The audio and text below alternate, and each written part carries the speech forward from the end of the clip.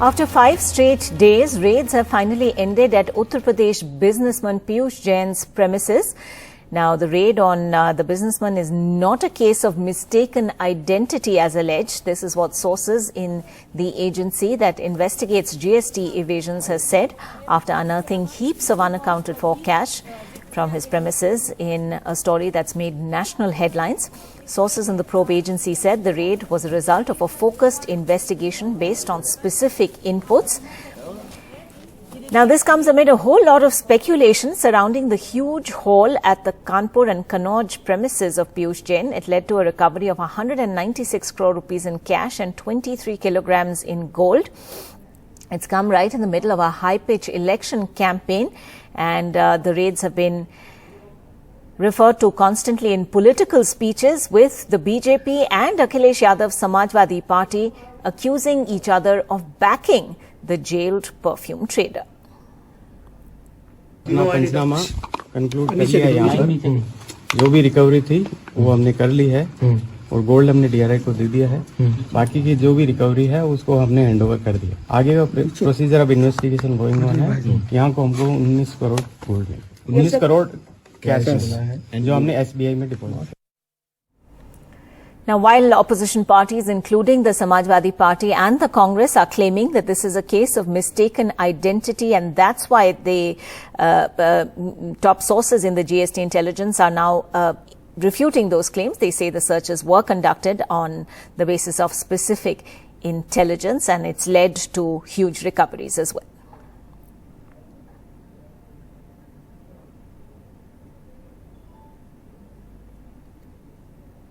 अभी 3 दिन पहले दीवालों को तोड़ करके निकलने वाली नोट की गड्डियां और वहां से निकलने वाले सोने की सिल्लियां पिछली सरकारों के काम नहीं, पिछली सरकारों के काले कारनामे को उजागर करता है कि गरीब का पैसा ये लोग कैसे छुपा करके रखते थे, और वही पैसा आज जब हम लोग निकाल करके बाहर ला रहे हैं, यही पैसा विकास को एक और नई गति देकर के उत्तर प्रदेश को नंबर 1 का प्रदेश बनाने का कार्य करेगा। I have Mr. Pampi Jain here with me, sir. पहली बात मैं आपसे ये जानना चाहूंगा कि अभी वित्त मंत्री जो पहले रहे हैं पी चिदम्बरम और सीनियर कांग्रेस के लीडर हैं, उन्होंने ऐसा ट्वीट करके बोला कि जिस पी जैन को रेड करना था उनके पास वो आए नहीं, गलती से दूसरे पी जैन के पास चले गए क्योंकि इस पर राजनीति हो रही है। आप क्या कहेंगे? हो सकता है ये बात चिदम्बरम साहब की सही हो कि हम टारगेट पे होंगे और पहुंच गए वो अपनी पार्टी के नेता के यहाँ। ये हो सकता है वो उन्होंने अपनी पार्टी के नेता के यहाँ रेड करवा दी, हो जाता है। ये क्या बोलते हैं उसको, डिजिटल इंडिया का असर है। एक चीज़ आपसे जानना चाहूँगा पुष्पराज जी, डे 1 में हमने अखबारों में पढ़ा कि भाई उनके ऊपर रेड हुई है जिन्होंने समाजवादी परफ्यूम लॉन्च किया। आप उस दिन प्रेस कॉन्फ्रेंस में थे जिस दिन ये परफ्यूम लॉन्च हुआ था।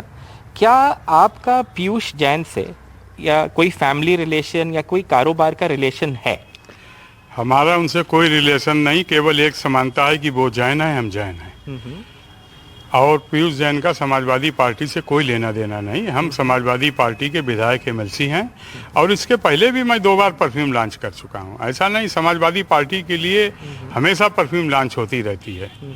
तो ये सब बेकार की मनगढ़ंत बातें हैं, इनसे समाजवादी पार्टी का कोई लेना देना नहीं।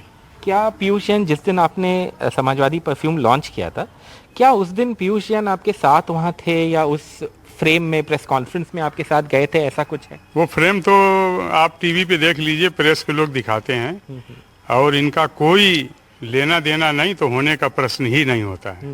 हाँ। क्या आप लोग कन्नौज में पड़ोसी हैं या ऐसा कुछ है? मोहल्ला एक ही है, बाकी वो कानपुर रहते हैं। कानपुर में व्यापार है उनका, कन्नौज में भी है, और सालों में कभी कन्नौज आते हैं तो कभी मंदिर वगैरह में हलो हाय हो जाती, बाकी कोई लेना देना नहीं।